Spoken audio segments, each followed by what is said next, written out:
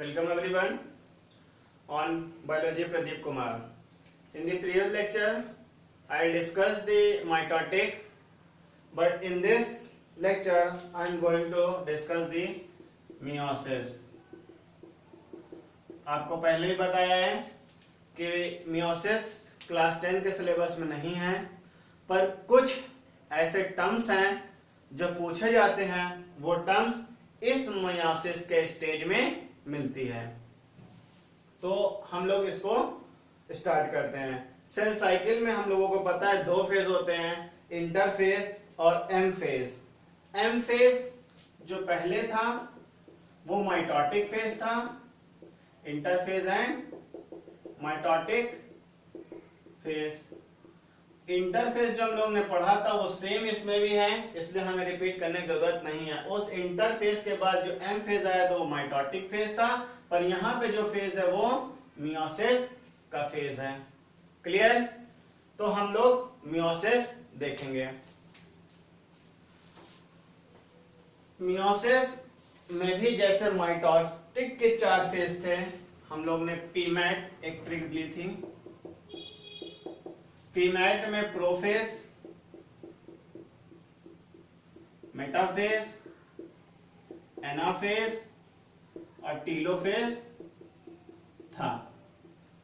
ठीक है, अब वहां पे भी प्रोफेज लार्जेस्ट फेज था, यहां पे भी लार्जेस्ट फेज है, और प्रोफेज के बाद जो मेटाफेज, एनाफेज, टीलोफेज है वो एज इट इज सेम है जो माइटोटिक में हम लोग ने पढ़ा था। तो कहने का मतलब यह है कि इस लेक्चर में जो हम पढ़ेंगे वो सिर्फ प्रोफेज पढ़ेंगे। प्रोफेज के बाद जो हैपनिंग है, जैसे मेटाफेज में क्या होता है, क्रोमोसोम्स इक्वेटर पे अरेंज हो जाते हैं अपने साइज के अनुसार। फिर इसमें क्या होता था कि सेंट्रोमियर डिवाइड होता था और पोलवर्ड मूवमेंट हो जाता था पोल के पास। और टीलोफेज कहता था it is the opposite of prophase. Prophase opposite मतलब यहाँ पे जो चीज न्यूक्लियर मेम्ब्रेन, न्यूक्लियोलस डिसअपियर हुए थे, क्रोमोसोम फॉर्म हुए थे, यहाँ क्रोमोसोम डिसअपियर हो जाएगा और बाकी चीजें जो है कि फिर से हो जाएगी। तो हमें जो पढ़ना है सिर्फ प्रोफेज पढ़ना है। तो prophase is the largest phase in meiosis. अब प्रोफेज में क्या होता है, इसमें 5 स्टेजेस हैं प्रोफेज में, जिसको जानने के लिए हमें ट्रिक लिखनी पड़ेगी।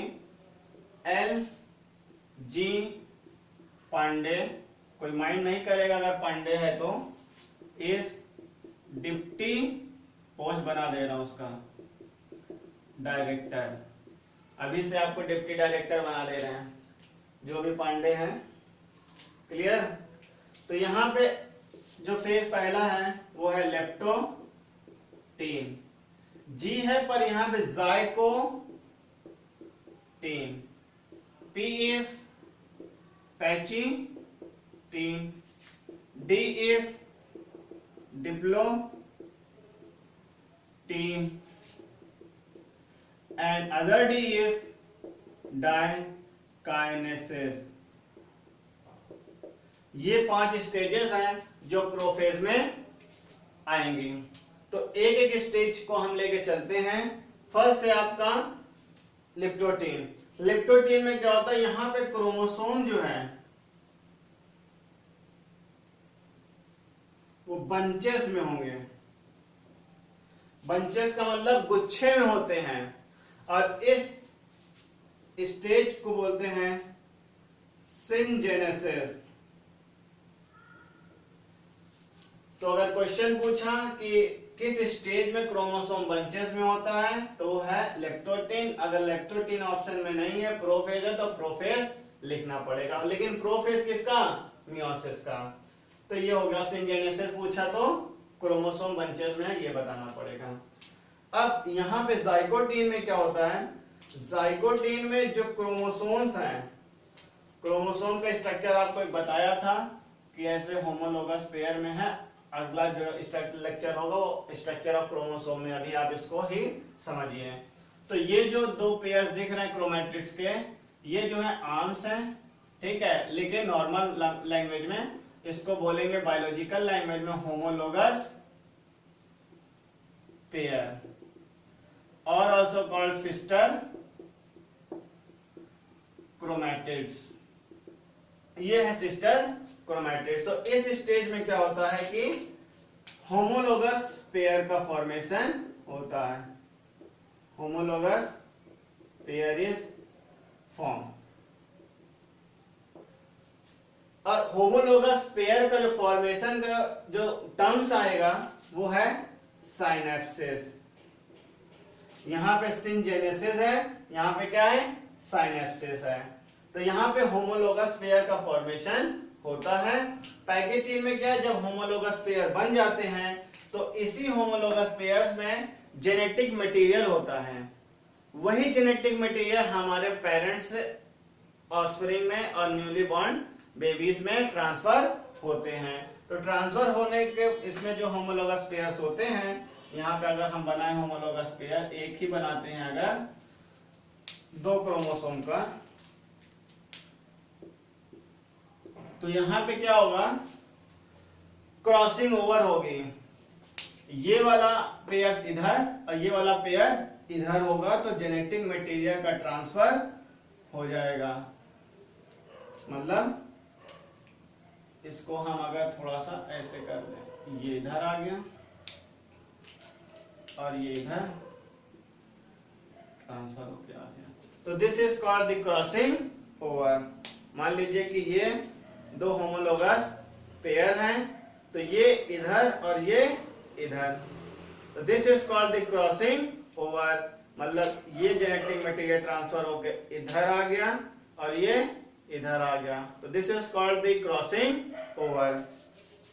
तो crossing over take place in the pachytene, crossing over take place. Clear? अब और क्रॉसिंग ओवर में होता क्या है, जनरली जेनेटिक मटेरियल का ट्रांसफर होता है, जेनेटिक मटेरियल का ट्रांसफर होता है। अब डिप्लोटीन में क्या है, डिप्लोटीन, ये देखिए जो आप यहां पे देख रहे हैं, ये एक पॉइंट ऑफ अटैचमेंट है, मतलब एक पॉइंट जहां से अटैच करेगा, तो इस पॉइंट को बोलते हैं चैज़्मेटा। तो chiasmata stage is form in diplotene. Genetic material is transfer here.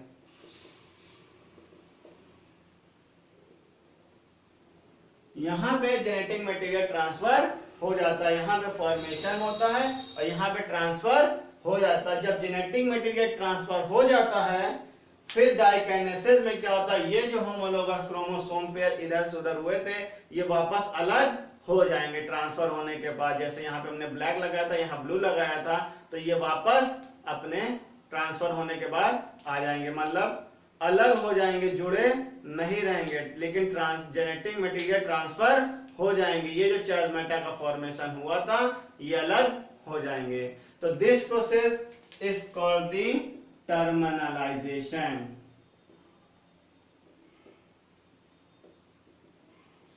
Clear? तो जो इंपॉर्टेंट टर्म्स है वो आपका terminalisation, चैज़्मेटा, crossing over, synapsis, syngenesis. हर एक स्टेज में एक एक टर्म है। जेनेटिक मटेरियल ट्रांसफर का होता है डिप्लोटीन में, फॉर्मेशन का होता है पैचीटीन में।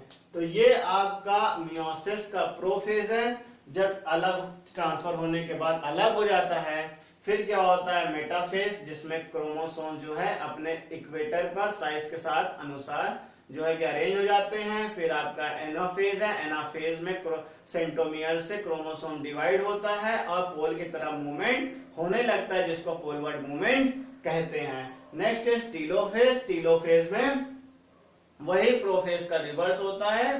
फिर उसके बाद जो आता है साइटोकाइनेसिस। साइटोकाइनेसिस में साइटोप्लाज्म का डिवीजन होता है और सेल डिवाइड हो जाता है। तो ये था आपका पूरा मियोसिस। ये टर्म्स आप याद भी करिए, समझिए भी। कोई दिक्कत है तो कमेंट सेक्शन में आप हमें रिप्लाई दीजिए। नेक्स्ट लेक्चर में हम स्ट्रक्चर ऑफ क्रोमोसोम को डिटेल में पढ़ेंगे। Thank you.